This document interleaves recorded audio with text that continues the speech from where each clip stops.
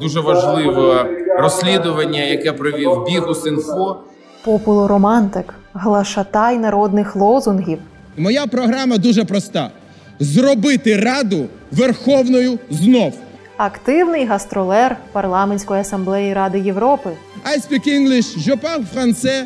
Найбільш продуктивний, не народний депутат, а блогер з кількамільйонною аудиторією. Підписуйтесь на мій канал в Ютубі. Будь ласка, доєднуйтесь до мого телеграм-каналу і Тік-Ток. Тік-Ток – це теж важливо. Я працюю з усіма в усіх соцмережах. Вітання, ви дивитеся Бігус.Інфо, я Світлана. І так, сьогодні випуск про... Олексій Гончаренко, Європейська солідарність! Починайте кричати! Боже, я оглохла на одне вухо. Матінко, у мене вухо заклало. Це тому, що я Гончаренка переслухала. Ай! Скільки секунд прокричали, напишіть в коментарі і поставте вподобайку цьому відео, мені буде приємно. Бо, як ви розумієте, довелося перечитати усі соцмережі Гончаренка і тепер трохи око смикається. Наші СММниці кажуть, що це прокляття знімається тільки солідним врожаєм вподобайок під випуском. Раптом ви запитаєте, а чому ми про Гончаренка згадали зараз? А тому що чим далі, тим більшим шкідником виглядає Гончаренко в українському політикумі. І з нещодавнього проголосував проти продовження воєнного стану. Ну і підсилив це гучними популістичними тезами. А про це я далі розкажу детальніше. Але Гончаренко усюди. У Раді, у Тік-Тоці, у ПАРЄ, на фронті, біля віли Трампа, на курсах танців на пілоні. Це секретне потім. І коментує геть усе. Угода про копалини, мобілізація, Індія-Пакистан, злочинна влада, закриті кордони, закінчення війни. Навіщо це йому? От про це і поговоримо. Поговоримо про політичні амбіції, боротьбу за електорат, хайпожерство і популізм, як гречкосійство замінили танці на пілоні і Тік-Ток-академія, а ще як Гончаренка фінансує родинний бізнес мільярдера-втікача, що кинув українців на гроші. Тож, сідайте зручненько, буде розпаковка.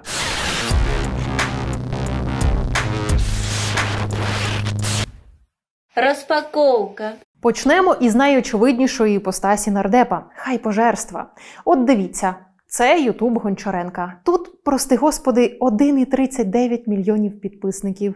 На цьому моменті ми можемо заплакати, тому що ми не Гончаренко і у нас менше. Саме Time Sadness, Артур, попрошу, щоб підмонтував. І від клікбейту тут просто кров з очей. 12 годин тому ЗСУ перейшли кордон. Перестрілка в Махачкале, 48 вистрілів, трупи лежать. 2 часа ночі Путін срочно набрав Сі. 10 минут назад Індія почала наступлення. Так, Гончаренко коментує все. Негайно записує відео про те, що щойно сталося і що усі обговорюють, поки актуально. В інстаграмі у Гончаренка 124 тисячі підписників, і там він залітає в тренди через відео про треш із ТЦК або «Зеленський зупини бусифікацію». Така ж стратегія і в Тік-Ток, де Гончаренко майже 1 мільйон підписників зібрав. Там ледь не щодня жорсткий рознос в Раді, Гончаренко не здержався. І прямі ефіри, звісно, бо зазвичай Гончаренко на пленарному тижні сидить отако, обставлений штативами і гаджетами для трансляції. І, чесно кажучи, кількість його відео просто вражає. Як паралельно із цим Гончаренко ще встигає думати про голосування у Раді, не розумію. А на чому будується хайп? На значущих і тригерних для суспільства темах. І Гончаренко активно їх використовує, бо він завжди там, до чого найбільше прикута увага. Наприклад, попередні роки війни. Наступають, відступають, окуповано, деокуповано. Але біда в тому, що Гончаренко не речник Генштабу і часто такі дописи робив поперед офіційних заяв. А ще, коли вони не зовсім відповідали дійсності. 15 травня 2024 року. Гончаренко пише: «Росіяни займають позиції на вулицях Вовчанська, місто переходить під російську окупацію». Його слова розносять новини. За годину після допису Гончаренка Генштаб офіційно інформує: ЗСУ роблять усе можливе, щоб не дозволити противнику закріпитися на півночі Вовчанська. Тобто Генштаб каже про бої у північній частині міста. І як ЗСУ відбивають спроби росіян закріпитися. А Гончаренко ще до заяви Генштабу фактично написав про окупацію міста. І хоча ворог таки закріпився на півночі Вовчанська, проте повної окупації не сталося. Якщо подивитися, що тоді писали російські помийки, то риторика Гончаренка була цілком співзвучною. А знаєте, які чи не найпопулярніші слова у телеграм-каналі Гончаренка? Інсайди і джерела. Мої інсайди, мої джерела, каже Гончаренко, а далі підставте, що хочете. Не обов'язково, щоб це взагалі було правдою. До речі, тримайте інсайд. Буданов не відмовлявся від позиції главкома, пише Гончаренко наприкінці січня минулого року, коли ширилися чутки про звільнення Залужного із посади головнокомандувача. Цей його інсайд вчергове розібрали новинні сайти. У більшості російські або проросійські. Це я вам розповіла про те, як Гончаренко генерує новини своїми джерелами та інсайтами заради охоплень. Але є ще одна сторона. Коли він вливається в потік вже існуючих суспільно важливих і болючих тем, щоб знову ж таки хайпонути. Гончаренко був єдиним нардепом, хто голосував проти продовження воєнного стану. Пояснив це тим, що досі не ухвалений законопроєкт про демобілізацію, а також вимогою реформувати ТЦК. Ви зробили з них рабів, які не знають, скільки їм служити. Навіть у в'язницю, коли йде людина, вона знає, скільки їй там бути. Цим людям, нашим героям, про яких ви кожен день тут. Слава Україні! Героям слава! Крім слава, від вас нічого не дочекатися. Елементарної поваги військовим, щоб вони знали, скільки їм служити. За це тверда п'ятірочка. Бо, погодьтеся, Гончаренко говорить правильні речі, потрібні. Те, що хоче почути чимала кількість українських сімей. Сімей, які чекають своїх рідних з війни, не знаючи, коли ті зможуть повернутися і бути поруч. І тут може здатися, що Гончаренко правдоруб, бореться із системою. Один намагається вирішити проблему. Проте це лише так здається. Бо є цілком адекватне припущення, що Гончаренко віддавав собі належне, що продовження воєнного стану Рада підтримає, і що його проти буде єдине, або це проти точно не буде більшістю. Це максимум яскраве популістичне шоу. Власне, так воно і сталося. На чому базується це припущення? Ну, от просто уявіть, що Рада не продовжила воєнний стан. Він закінчився. Що це означає? Я зараз гіперболізую, але спробую пояснити на пальцях. Що кордони відкриваються і кожен може їхати куди хоче. Загальної мобілізації немає. Чи означає це, що над нашими головами перестануть літати російські ракети? Ні. Але це означає, що Київ за 3 дні може стати для росіян реальністю. Повертаючись до теми, навіть якщо уявити, що більшість депутатів проголосує проти, як і Гончаренко, останнє слово все одно за президентом. Тож, чи виникає у вас сумнів, що голосування Гончаренка – це популізм і хайп, який не має нічого спільного із реальною картиною? Або ж ця картина для Гончаренка росняве Київ за 3 дні? Годі!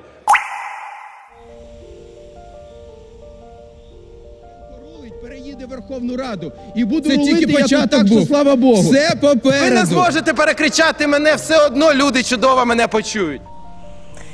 Такс, відчуваю, що тут нам з вами треба зробити вдих-видих весняним повітрям і подумати про свою менталочку після всього вище почутого у цьому відео. Загалом зараз то весна, і все навколо ніби говорить вам: час оновлюватися, час нових планів і продуктивності. Проте інколи оце от загальне нове дихання може лише посилювати тривогу, тиск і відчуття, що ти відстаєш. Психологи називають це парадоксом весняного оновлення. У кожного він проявляється по-своєму. Комусь важко зібратися із силами, комусь здається, що його життя стоїть на паузі, поки у інших все як з картинки. Іноді найкраще у такій ситуації поговорити. І це можна зробити на платформі номер 1 для занять із психотерапевтом «Розмова». Тут безпечно, зручно і можна обрати того, хто підійде саме вам. А ще вас не змушуватимуть змінюватися, а підтримуватимуть. А за промокодом BIGUS5 ловіть знижку 20% на першу сесію. Усі посилання під відео. Пам'ятайте, психотерапія допомагає не лише справлятися, а й повертає зв'язок із собою. Ну, а я повертаюся у студію. Мы этого хотели.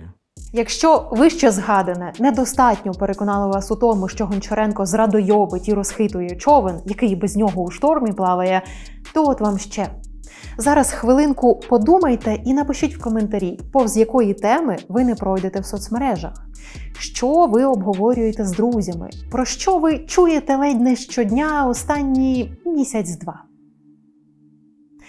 Закінчення війни. Імовірний договорнячок, якщо хочете.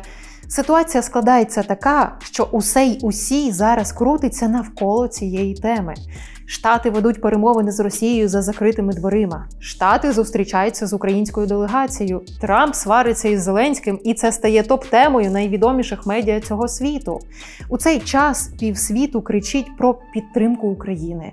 Британія і Франція екстрено збирають саміти, щоб на найвищому рівні обговорити, що робити далі. Ба більше, українці об'єднуються, що буває нечасто, у підтримці президента. Не настільки за нашого президента, як проти американського. Фактично усім довелося тоді вилізти зі зручної позиції критики Зеленського і постояти в незручній, але впевненій позі. Тим часом Гончаренко. Катастрофа. Самое умное, что надо сейчас сделать. Нужно говорить о благодарности американскому народу. Нужно извиниться за все эти эмоции в овальном кабинете.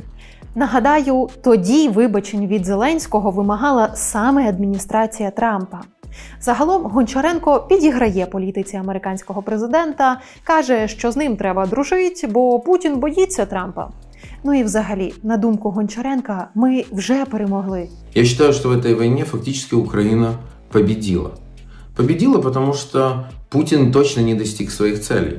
Победа, она абсолютная ли? Да нет, конечно. И цена огромная, которую мы заплатили. Во-первых, сколько людей потеряли, а во-вторых, часть территорий. Но ведь не Авдеевка с Бахмутом, и даже не Мелитополь с Мариуполем были целью Путина, правда же? И вот раз так, то тогда у меня простой вопрос. То есть раз Украина фактически на этот момент побеждает, то какова сегодня цель? Не стримуйте себе. Напишіть у коментарі, яка, на вашу думку, ціль у Гончаренка, коли він говорить подібні речі. Однак іронічно, що коли Гончаренко це говорить, у нього на фоні видніється книга «Що таке популізм?». Коли нема чого їсти, коли в холодильнику пусто, коли надурили людей, єдине, що залишається – влаштувати шоу. Але якщо ми вже заговорили про популізм, то дуже доречно тут зараз нагадати про те, як починав свою політичну кар'єру Олексій Гончаренко. Когда они навязывают нам свое видение истории, свои ценности, свой язык. Украина всегда была двуязычной. Украинская культура двуязычна. А сегодня у нас пытаются забрать то, что невозможно забрать. Родной язык. Мы говорили, говорим и будем говорить на русском языке. Мы думали, думаем и будем думать на русском языке. 2009 рік. Олексій Гончаренко, тоді депутат Одеської міськради від партії регіонів, зі сцени агітує. Тому що за Януковича агітувати можна тільки через аги. Фу. Зі сцени агітує за Януковича у пролозі до національної катастрофи, в сенсі президентських виборів 2010 року, коли переміг Янукович. Мы идем на эти выборы и на это испытание вместе с нашим лидером Віктором Януковичем. Чим закінчилося це іспитання, ми всі бачили. Після Революції Гідності Гончаренко такий: Я прийняв рішення вийти із партії регіонів України. Якщо ви думаєте, що тоді ж Гончаренка різко відвернуло від ідеології партії регіонів, і він все усвідомив, розірвав будь-які зв'язки з поганими хлопцями і став на шлях істини, то... А чого я пояснюю? Він сам усе сказав. Это шок. В стране начинается гражданская война. Как в любом конфликте, в этом виноваты обе стороны. Но вина власти больше. Просто потому, что она власть. А после вчерашних событий руки у власти по локоть в крови. Я вступал в партию регионов в 2005 году, когда она была в оппозиции. И с ней связано почти 10 лет моей жизни. В партии много порядочных людей, но сегодня их голос не слышат. А сам голос порядних людей потім то менш принциповим став. Бо залишатися відвертими регіоналами, які захищають усе російське, тоді було тупо страшно. До кульбіту в повітрі 3, 2, 1. Ми будемо вважати друг друга, вне зависимості від язика. Я можу без проблем розмовляти українською мовою, дуже поважаю, люблю цю мову. Так от, повернемося до сучасного Гончаренка. Після подібного сальто-мортале, звісно, голова запаморочитися може, і можна навіть заговорити українською в парламенті, але є об'єктивна чуєчка, що це нещиро. Мы думали, думаем и будем думать на русском языке. Думки не завадили Гончаренку продовжити політичну кар'єру. Тоді він приєднався до Європейської солідарності Петра Порошенка, став нардепом. Ти ба, яка прорахована траєкторія стрибка? Але не завжди так чітко виходило. У червні 2020 року, напередодні мерських виборів у Києві, столиця зарясніла ось такими сітілайтами із зображеннями Гончаренка, який діловито поправляє краватку на фоні гасла «Зеленими у Києві мають бути тільки каштани». Чи означає це, що ви йдете у мери Києва від партії Європейської солідарності? Наша партія має сьогодні найбільшу підтримку киян, за що ми дуже вдячні киянам. Ми будемо визначатись з кандидатом, може це буду я, але сьогодні це казати зарано. Тоді команда Гончаренка, як сам Олексій Гордо писав у Фейсбук, розробляла необхідні майбутні зміни для столиці. Однак, попри це, просунутися далі по кар'єрній драбині у Гончаренка не вийшло. Запам'ятайте цей момент непроявлених амбіцій, воно ще вистрибне. На той час Гончаренко вже блогер-початківець і поки дуже близько тримається Петра Олексійовича. Я об'єктивно, знаючи вас і працюючи поруч з вами, коли ви були президентом, можу стверджувати і свідчити про вашу неймовірну працездатність. Я пам'ятаю, як я потрапив до вас в 3-й годині ночі, 2-га година ночі, і ви в цей час ви тримали концентрацію. Тобто, питання за питанням, складні речі, все. І працювали просто до ранку. Реально, як це вдається? Як ви підзаряджаєтесь? Де цю енергію взяти? Шалену?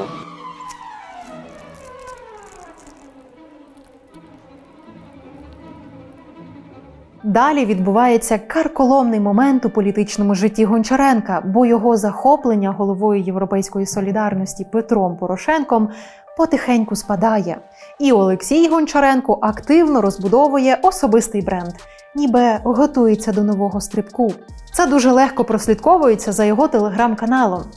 Січень 22-го року. Знаю, складно пригадати, що тоді відбувалося, бо відправною точкою став лютий 22-го року. Але тоді Печерський суд Києва обирав запобіжний захід 5-му президенту України у справі за звинуваченням у державній зраді та фінансуванні тероризму.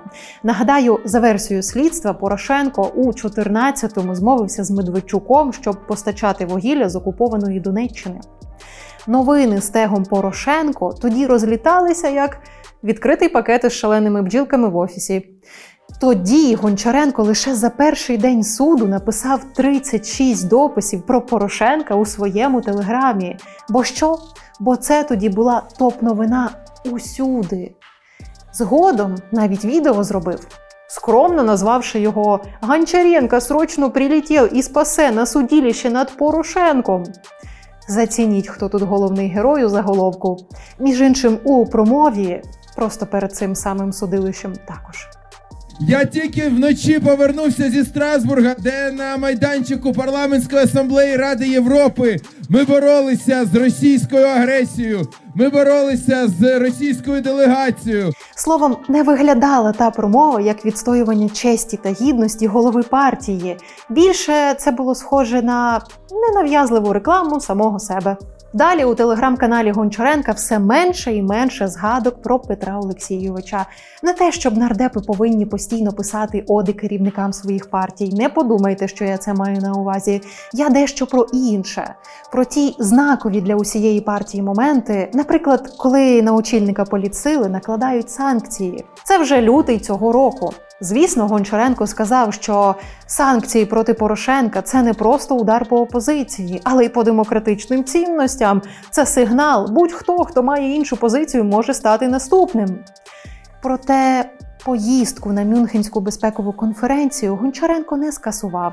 І в той день, коли його однопартійці блокували трибуну Ради через накладені на їхнього лідера санкції, Гончаренко змусив усіх крінжувати у Мюнхені. Today is a happy Valentine's Day. Happy Valentine's Day to everybody. Love and marriage between and alliance between America and Europe made both sides of Atlantic Ocean great. You now want to make America great again. But is it right way at the beginning to make America single again? Як ще народному депутату розкрутити своє ім'я, тим паче, якщо його амбіції масштабніші за статус народного депутата? Отож, йому треба що? Електорат. І допомогти йому у цьому можуть кілька десятків центрів по всій Україні. Центрів, які носять його ім'я. It's like the whole world has gone mad. I saw you in a dream again. Так, ви щойно бачили танці на пілоні. І так ми досі про Гончаренко-центри говоримо. І так, я почекаю, поки ви відмотаєте назад і передивитеся цей момент. Як ви могли помітити, гречка вже не політична валюта. Тепер можуть запропонувати йогу у 82, бальні танці у 82, цифрова грамотність від 55 років. Це одна категорія. Інша категорія – для внутрішніх тигриць, яким треба розкритися. Якщо що, це не мої слова. Це так під дописом про пол-денс у Гончаренко-центрі написано. А ще Гончаренко-центри пропонують безоплатні курси підготовки до екзаменів для студентів. Тікток-академію зі стипендіальними виплатами за відео з позначкою Гончаренко-центру. Розмір стипендії залежить від кількості переглядів. 10 тисяч переглядів – 2500 гривень. 100 тисяч переглядів і більше – 5000 гривень. Причому кожен може створити необмежену кількість відео. Одне відео – одна стипендія. Ще є стипендії для вчителів. Знову електоральний триочковий. Гончаренко-центр Teachers Award. Ця премія пропонує одноразову виплату у розмірі 10 тисяч гривень, звання вчителя місяця за версією Гончаренко-центру та диплом від Гончаренко-центру. Котра година, не встигаю на бачату. Все, поїхали.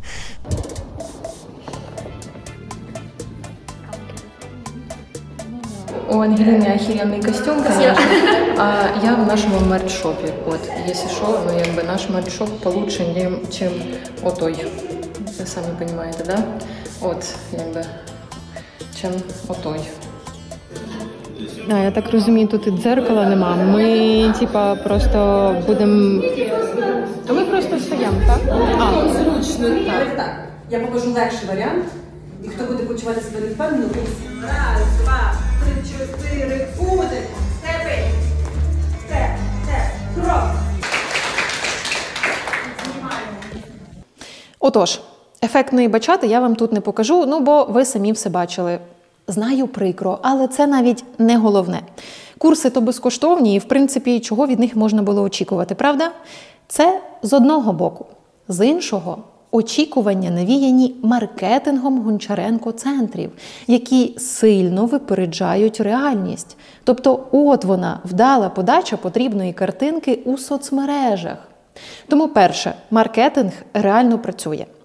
І це лише підтверджує нашу тезу про те, що ці центри, основна мета їхня – це просування персони Гончаренка завдяки центрам по всій Україні, бо це не про навчання. Ну от, наприклад, під час бачати тренерка запропонувала винести зайве із зали і познімати тіктоки, щоб усім показати, що ми тут навчились. Зупинив цю ідею лише голос однієї із учасниць в залі, яка підмітила, що ми, по суті, ще нічого не навчились. Після цього заняття можу лише уявити, як викладають курси вивчення мов або ж підготовку до іспитів. А тренінги із психологічної допомоги просто страшно уявити, що там відбувається. Тож, очевидно, основна суть цих центрів зараз – не безкорисно навчати, а популяризувати бренд Гончаренка. Хоч нам і не запропонували лімітовані тапулі Гончаренко лівий, Гончаренко правий, що прикро. Проте Гончаренко там усюди. Фото на чашці, на календарику на стіні біля вході, на величезній табличці перед входом у бізнес-центр. Складно не запам'ятати. Тому так. І тут На повному серйозі навіть хочеться респектнути такому масштабному електоральному проєкту. Просто це, чорт забирай, настільки геніально, настільки просто і попадає в цільову аудиторію. Тут і школярі, які прийдуть на безкоштовні курси з підготовки до національного тесту, і їхні батьки, які приведуть дітей і самі залишаться на якийсь психологічний тренінг із самодопомоги, і пенсіонери, які чи то помалювати, чи то на екскурсію Чернівцями прийдуть. Практично усі сфери суспільства. Це, по суті, те саме гречкосійство, але якось сучасно, по-молодіжному. І зібравши усіх цих людей у своїй спільноті, що треба зробити? Насипати солі на рану, додати популістичних заяв. І хоба, новий президент. Сам Гончаренко, звісно, каже, що центри не є політичним проєктом, бо там немає політичної агітації. Ну так, тільки щире бажання усіх навчити на пілоні гойдатися, мови вивчити і ще, моє улюблене, лівих із правими об'єднати. О, це лімітовані тапулі із мерч-шопу Гончаренка центру. Час перевзуватися. Загалом жодної політичної агітації. Просто Гончаренко усюди. На фотографіях сайту кожного осередку, в соцмережах, на дипломах про завершення курсів, які отримують учасники. Просто. Тож стипендії відвідувачам, гроші на оренду приміщень 40 окремих центрів, зарплата команді, сам СММ-відділ там просто безцінний, мерч-шоп зрештою. Повертаємося до того, з чого ми почали. Хто це все фінансує? На сайті Гончаренко центрів є згадка про 3 компанії у розділі «Спонсори». Перша – Таксі Бонд. Тут із назви зрозуміло, що це таке. Про цю службу таксі могли не усі чути, бо вона працює лише у 3 містах – Одесі, Чорноморську та Києві. Принаймні, так написано на сайті компанії. Власник – помічник нардепа Гончаренка Петро Обухов. Фінансова звітність компанії – біда. Фірма практично пуста. За роки існування лише 1 раз через компанію пройшли якісь гроші. 700 тисяч гривень за весь 24-й рік. Як ця контора може фінансувати Гончаренко центри і чим? Незрозуміло. Тому йдемо далі. Сільськогосподарський виробничий кооператив з Одещини «Дружба народів». Основна діяльність – зерно, овочі, худоба, молоко. Серед засновників там все ті ж, наближені до Олексія Гончаренка люди. Вже згаданий помічник нардепа Петро Обухов, ще один помічник Гончаренка і водночас депутат Одеської міськради Олексій Потапський, який на сайті Гончаренко центрів вказаний як директор проєкту. Він же у минулому був помічником колишнього мера Одеси і батька Олексія Гончаренка, водночас Олексія Костусєва. Батько Гончаренка, до слова, відомий підозрою НАБУ за зловживання службовим становищем і за володіння доходами аеропорту Одеса. Костусєва оголосили у розшук і досі не знайшли. Принаймні, публічно нічого про це не відомо. Гончаренко у 23-му публічно відхрестився від батька. Казав, що не спілкується з ним з 2009-го. Ну, це так, для довідки. Але загалом ця компанія – реальний бізнес із кількасот мільйонів обороту і близько 100 мільйонів чистого прибутку за минулий рік. Тут віримо, що ці можуть щось спонсорувати, бо є чим. А є ще 3-я компанія серед спонсорів Гончаренко центрів, яка викликає найбільший інтерес, бо вона наймасштабніша з цього списку. Укрлендфармінг – один із найбільших в країні агровиробників. Зерно, м'ясо і молочка. І належить цей бізнес родині відомого банкіра Олега Бахматюка. Того самого Бахматюка, якого не забудуть тисячі людей, через якого сотні в середмісті Києва стояли з плакатами «Бахматюк, поверни гроші». А я нагадаю, він так і не повернув. Це історія 2014 року. Тоді VIB-банк Бахматюка набрав вкладів простих громадян, а коли настав час повертати гроші вкладникам, сказав, що їх нема. Національний банк за законом мав гарантувати безпеку вкладників і виділив банку Бахматюка понад 1 мільярд гривень, щоб той міг хоч якоюсь мірою повернути інвестиції. Але Бахматюк нічого не повернув. Банк збанкрутував. Бахматюк утік до Відня. А люди залишилися без грошей. І раптом ви думаєте, що це проблема лише тих людей, які вклалися у VIB-банк, то ні. За ту схему поплатилися усі ми. Бо де НБУ взяв цей $1 мільярд гривень, щоб затулити діру у банку Бахматюка? З нашого бюджету. У заволодінні цим мільярдом Бахматюка наздогнало НАБУ у 2019-му, а у жовтні 22-го Бахматюку вручили ще одну підозру. Йшлося про хабар Роману Насірову за відшкодування ПДВ компаніям аграрного холдингу Бахматюка. Цей симулянт під ковдрою картатою мене переслідує, бо не усі з вас подивилися попередній випуск про Насірова та інших фігурантів корупційних справ, які намагаються уникнути покарання під прикриттям мобілізації. Сходіть, подивіться. А ми повернемося до Гончаренка, бо ми підійшли до того самого моменту, коли можемо прямо сказати, що Гончаренко-центр фінансує родинний бізнес заочно арештованого за корупцію агробізнесмена Олега Бахматюка. Бо активи агрохолдингу Бахматюка були зосереджені саме в Укрлендфармінг. Звісно, офіційно він з неї давно вийшов, проте нині у власниках компанії залишилася сестра Бахматюка Наталія Василюк, яка теж зараз у розшуку, бо була партнеркою Бахматюка у його банківському бізнесі. На жаль, як це часто буває. Між іншим, Гончаренко вписується за Бахматюка в історії з цим же банківським бізнесом у 2020-му. Коли такі величезні підприємства знищують, а 27 тисяч людей бояться, що вони втратять, чим їм годувати свої родини. Вони прийшли звернутися по захист. А також атакує тодішнього директора НАБУ Ситника, за якого і відкрили справу проти Бахматюка. Я вніс проект закону, який передбачає те, щоб підставою для звільнення директора НАБУ стало якраз внесення його до реєстру корупціонерів. Давайте підсумуємо щодо спонсорів. Скільки саме Бахматюк та інші компанії насипали Гончаренко-центрам, а їх на хвилиночку 40 по всій Україні, ми не знаємо. Бо публічної звітності на сайті немає. Але дивлячись на масштаб, можна лише уявити. Схоже, масштаб центрів такий, як і масштаб особистості.